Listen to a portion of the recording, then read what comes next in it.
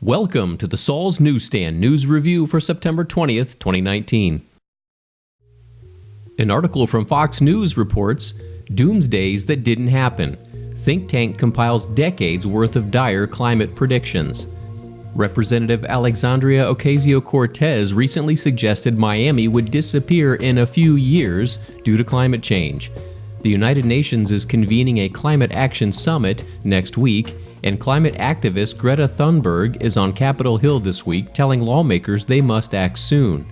In the midst of all this, the Competitive Enterprise Institute has put together a lengthy compilation of apocalyptic predictions dating back decades that did not come to pass, timed as Democratic presidential candidates and climate activists refocus attention on the issue. The dire predictions, often repeated in the media, warned of a variety of impending disasters: famine, drought, an ice age, and even disappearing nations if the world failed to act on climate change. An Associated Press article from 1989 read, "Rising seas could obliterate nations." The article detailed a UN environmental official warning that entire nations would be eliminated if the world failed to reverse warming by the year 2000. Then there were the fears that the world would experience a never-ending cooling trend in the Northern Hemisphere. That claim came from an international team of specialists cited by the New York Times in 1978. And just years prior, Time magazine echoed other media outlets in suggesting that another ice age was imminent. The magazine warned in 1974. The Guardian similarly warned in 1974 that space satellites show new ice age coming fast. In 1970, the Boston Globe ran the headline, "Scientists predict a new ice age by the 21st century." The Washington Post, for its part, published a Columbia University scientist's claim that the world could be as little as 50 or 60 years away from a disastrous new ice age.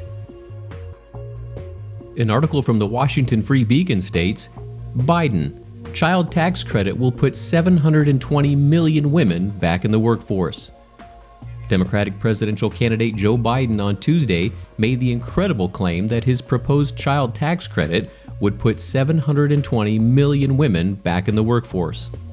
You get a tax break for a racehorse, why in God's name couldn't we provide an $8,000 tax credit for everybody who has child care costs? It would put 720 million women back in the workforce. It would increase the GDP, to sound like a wonk here, by about 0.8%. It would grow the economy. Considering only about 330 million people live in the United States at all, it is obvious he is incorrect. It's unclear what studies or statistics he may have had in mind. While Biden has touted the $8,000 tax credit in at least 3 speeches over the last month, he opposed expanding a child care tax credit in 1981. Senator Kirsten Gillibrand, who recently dropped out of the Democratic primary for president, slammed Biden in early August for his record on women working outside the home, saying she thinks he is, quote, full of BS.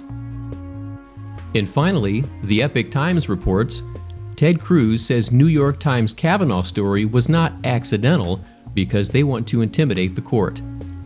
Senator Ted Cruz criticized the New York Times reporters who published then corrected a story containing an old allegation against Supreme Court Justice Brett Kavanaugh, saying the story was not accidental and done in a broader attempt by the left to, quote, intimidate the court.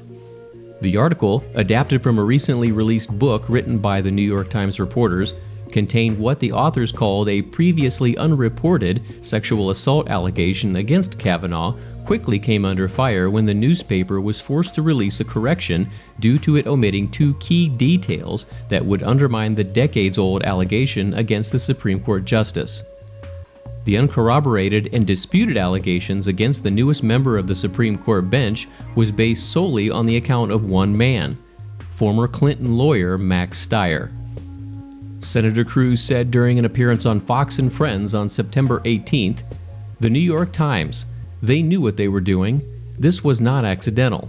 He added that it was fairly hysterical watching the co-authors of the story put the blame of the omission on the editing process in order to skirt responsibility. Senator Cruz went on to say, "If you did this on a high school paper, if you were a freshman in high school and you submitted this story, you'd get an F. And that concludes your Saul's Newsstand News Review for September 20th, 2019. For more political news faster, visit saulsnews.com.